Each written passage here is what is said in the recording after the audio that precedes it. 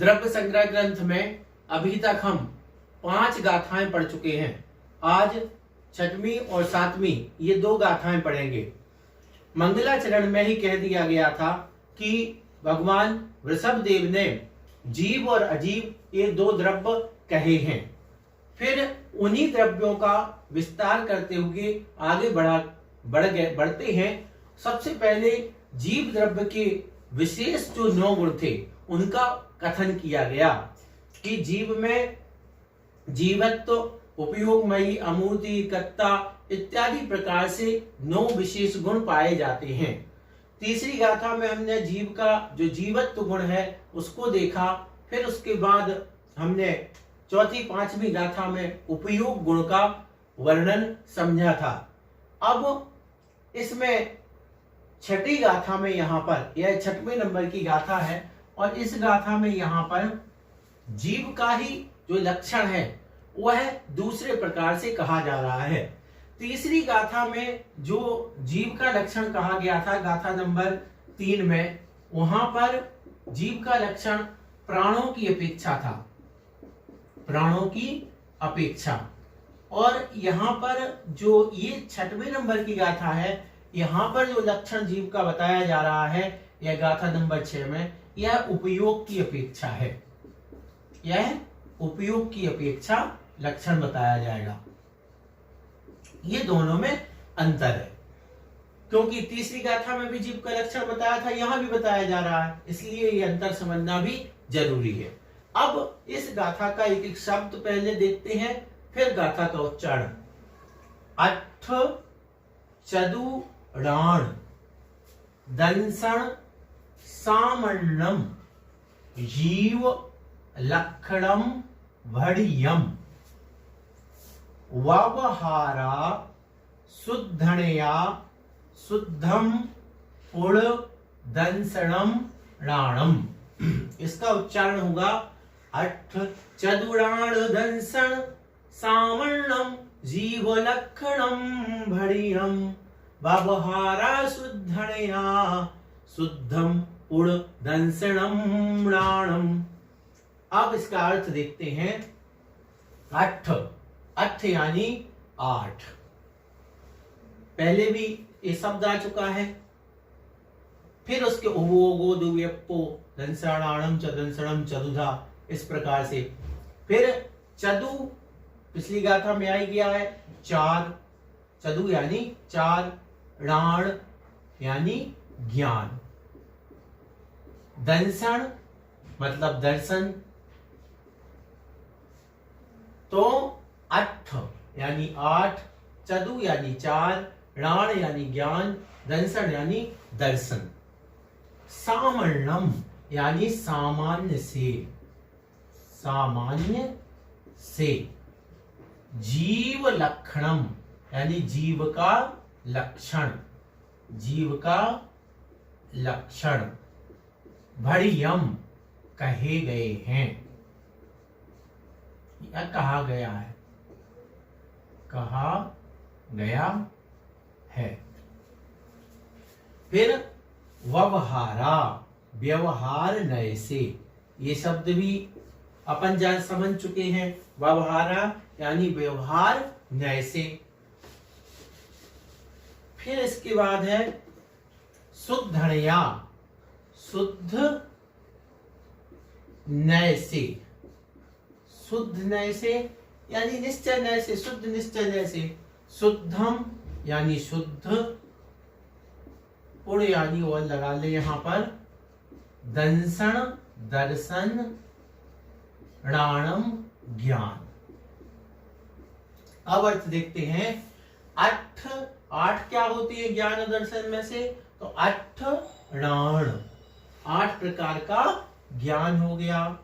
फिर चतु दंसण, 4 प्रकार का दर्शन। तो 8 प्रकार का ज्ञान, 4 प्रकार का दर्शन। सामान्य से, है ना। जीव लक्षणम, जीव का लक्षण कहा गया है।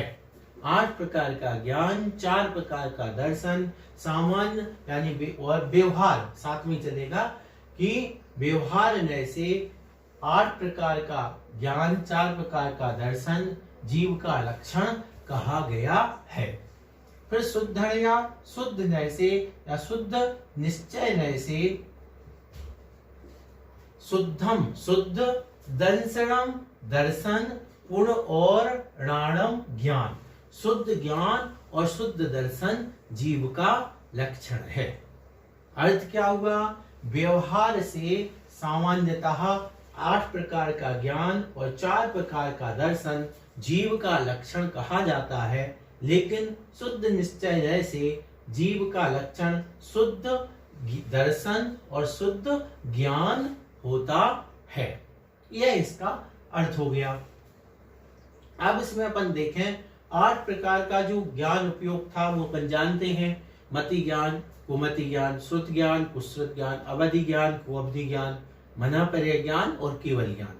ये 8 प्रकार का ज्ञान था। 4 प्रकार का दर्शन, चक्षु दर्शन, अचक्षु दर्शन, अवधि दर्शन और केवल दर्शन। ये सामान्य से जीव का लक्षण है। और शुद्ध जो दर्शन और शुद्ध ज्ञान है वह शुद्ध निश्चय से जीव का लक्षण कहा गया है। अब इसमें जो अपन को देखना है कि जो हम पहले ही बता चुके हैं कि यहाँ पर इस गाथा में उपयोग की अपेक्षा जीव का लक्षण कहा गया है। किसकी अपेक्षा? उपयोग की अपेक्षा। और वहां जो कहा गया है वहां पे क्या कहा गया तीसरी गाथा में? वह प्राणों की अपेक्षा जीव का लक्षण कहा गया। अब प्रश्न ये होगा कि अपने पास अब यदि इसको सार रूप में देखें और प्रश्न बनाएं और उसका उत्तर तैयार करें तो क्या होगा कि व्यवहार नय से जीव क्या है?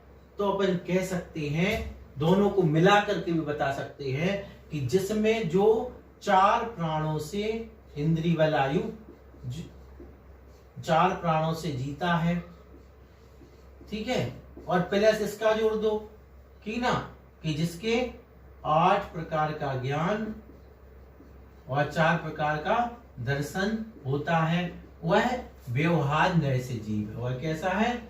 व्यवहार नय से जीव है। और फिर निश्चय नय से क्या हो जाएगा? तो निश्चय नय से वहां पे क्या था? जिसकी चेतना होती है तो चेतना पाई जाती है, और यहां से जिसके शुद्ध दर्शन और शुद्ध ज्ञान जीव का लक्षण है। कैसे? निश्चय नय से। तो ये दोनों को मिलाकर इस प्रकार कर सकते हैं, और अलग अलग करेंगे तो प्राणों की अपेक्षा वही बात कि 4 प्राणों से जो तीनों कालों में जीता है वह जीव है व्यवहार नय से, और निश्चय नय से जिसकी चेतना पाई जाती है वह जीव है। ये प्राणों की अपेक्षा हो गया। और उपयोग की अपेक्षा 8 प्रकार का ज्ञान, 4 प्रकार का दर्शन व्यवहार नय से, और शुद्ध दर्शन और शुद्ध ज्ञान जीव का निश्चय नय से, शुद्ध निश्चय नय से मानना चाहिए या कहा गया है। यह गाथा इस प्रकार से, यह गाथा बहुत सरल है, और इससे गाथा से हम ये शिक्षा ले सकते हैं कि देखो कितनी बड़ी बात है कि जहां ये ज्ञान और दर्शन ये हमारा क्या है? स्वभाव है। अभी तक हम 6 गाथाएं समझ चुके हैं। 6 गाथाओं में जो जीव के विशेष गुणों का वर्णन चल रहा है उसी को हम आगे समझते हैं। अभी तक जीव का जो जीवत्व है वह है, उसके बाद उपयोगमयी जो जीव का लक्षण है उस लक्षण को देखा, और जीवो उपभोग मो, उसके बाद नंबर है अमूर्ति यानी अमूर्तिक। तो इस गाथा में हम जीव का मूर्तिक और अमूर्तिक रूप देखेंगे और समझेंगे। सबसे पहले गाथा के शब्दों का उच्चारण करते हैं। वर्ण, रस, पंच, गंधा, 2 फासा, 8 ऋक्षया जीवे, रो संति, अमुत्ति, तदो व्यवहारा, मुत्ति, बंधा, 2। अब इसका उच्चारण करते हैं। वर्ण, रस, पंच, गंधा, दो भाषा अट्ठ ऋच्छया जीवे रोसंति अमुत्ति तदो व्यवहारा मुत्ति बंधादो। वही बात, ये दो शब्द अच्छी तरीके से परिचित हो चुके हैं, ऋच्छया निश्चय और व्यवहारा व्यवहार। यानी इस गाथा में भी निश्चय और व्यवहार से बात की जाएगी। तो वर्ण यानी वर्ण, वर्ण मतलब होता कलर, रंग, तो ये वर्ण हो गया। फिर रस, रस जो अपन को खट्टे मीठे रस आते हैं वो। पंच यानी पांच, तो वर्ण जो रंग है और जो रस है वे कितने, वर्ण भी पांच हैं और रस भी कितने हैं, पांच हैं। फिर गंधा दो, गंधा दो, गंधा यानी गंध, दो यानी दो, तो गंध कितनी हो गई, दो।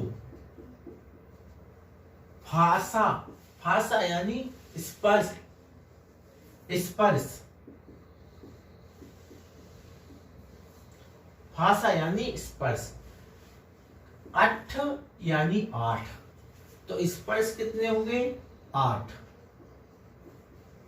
स्पर्श आठ। ऋच्छया यानी निश्चय से, निश्चय से। जीवे जीव में, रो यानी नो यानी नहीं, तो नहीं। संति होते हैं,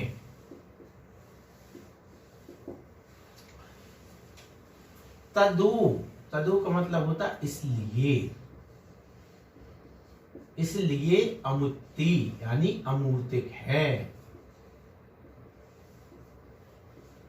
यहां तक निश्चय नय की बात हुई। तीन चरणों में निश्चय नय की बात हो गई कि पांच रंग, पांच रस, पांच प्रकार का वर्ण, पांच प्रकार का रस, दो गंधा, दो प्रकार की गंध, अट्ठ भाषा, आठ प्रकार का स्पर्श, जीवे जीव में, ऋच्छया निश्चय नय से, रोसंति नहीं होता है, तदो इसलिए अमुत्ति यानी वह जीव कैसा है, अमूर्तिक है। फिर व्यवहारा व्यवहार नय से, मुत्ति बंधा दो, व्यवहारा यानी व्यवहार, व्यवहार नय से, मुत्ति यानी मूर्तिक है। क्यों मूर्तिक है भाई, बंधा दो, बंधा दो यानी बंधा हुआ है, बंधा होने से, किससे बंधा होने से, कर्मों से, तो कर्मों से बंधा होने के कारण यह मूर्तिक है। कौन से नय से, व्यवहार नय से। क्यों, निश्चय नय तो कर्म को देखते नहीं है, निश्चय नय का तो ऐसा है कि सामने वाला कर्म से बंधा उसको दिखता ही नहीं, उसको तो शुद्ध आत्मा दिखती है। इसलिए निश्चय नय से पांच प्रकार का वर्ण, पांच प्रकार का रस, दो प्रकार की गंध, आठ प्रकार का स्पर्श जीव में नहीं होता है, तदो इसलिए अमुत्ति वह अमूर्तिक है। पांच प्रकार के वर्ण कौन कौन से हैं, तो काला, नीला, पीला, सफेद, लाल, इस प्रकार से पांच प्रकार के वर्ण हो गए। रस, रस में खट्टा, मीठा, कड़वा, चरपरा और कषायला, ये पांच प्रकार के रस होते हैं जो अपन को जीभ के माध्यम से पता चलते हैं, खट्टा है, मीठा है, कैसा है। फिर गंध, तो सुगंध और दुर्गंध, सुगंध दुर्गंध,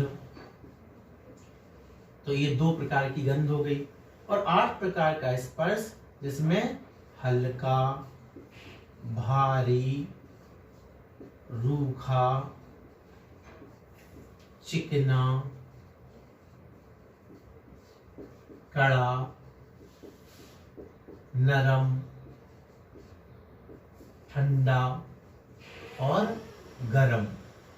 इस प्रकार से ये तो 5 5 10 2 12 और 8 20, ये 20 गुण किसके असली में पुद्गल के होते हैं। स्पर्श रस गंध वर्ण वंतः पुद्गलाः, तो ये पुद्गल के गुण होते हैं। और पुद्गल क्या होता है, अजीब होता है, निर्जीव होता है। इसलिए ये गुण स्पर्श रस गंध वर्ण जीव के निश्चय से नहीं होते हैं, निश्चय से क्या नहीं होते हैं। तो वो क्या हो गया, निश्चय से नहीं है, इसलिए वह जीव अमूर्तिक है और व्यवहार से कर्मों से बना है। और कर्म क्या है, पौद्गलिक है, कर्म पौद्गलिक है। इस कारण से उसे व्यवहार से जीव को मूर्तिक कहा जाता है। अब अपन को ये देखना है कि दो यहाँ पर विरोधी बातें हैं। ये कैसे, एक कह रहा है, एक व्यक्ति कह रहा है कि यह आत्मा मूर्तिक है, एक व्यक्ति कह रहा अमूर्तिक है। अब दोनों में सच क्या है, दोनों में सच क्या है, इसको अपन को समझने के लिए मैं आपको एक उदाहरण देता हूं। मान के चलो एक व्यक्ति है, व्यक्ति एक ही है, इसको अपन यहां पर समझ लेते हैं। जैसे यहां पर ए नाम का व्यक्ति है और दो लोग हैं, एक यहां पे मान के चलो एक बी व्यक्ति है, एक सी है। ए बी वाला कह रहा है कि ये मूर्तिक है, सी वाला कह रहा है कि अमूर्तिक है।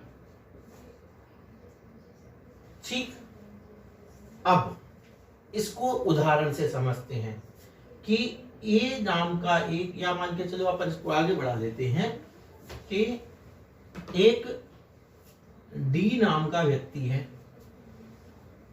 और यहां पर एक ई नाम का व्यक्ति है और एक एफ नाम का। अब ये इस व्यक्ति को, ये जो मान के चलो मशीन है, तो ये कह रहा है इसको शुगर है, ये ई कह रहा है इसको क्या है, शुगर है, और एफ कह रहा इसको मलेरिया है। अब ध्यान से देखें आप कि ई तो क्या कह रहा कि शुगर है और एफ कह रहा है मलेरिया है। दोनों में सही क्या है, इसके पास जो मशीन है ई के पास में, वह किसकी मशीन है, शुगर की, इसके पास शुगर की मशीन है। एफ वाले के पास में किसकी मशीन है, मलेरिया की मशीन है। जब ये व्यक्ति मशीन उपयोग करता है तो इस मशीन का कहना है कि मैं सिर्फ शुगर देख के जानती हूं।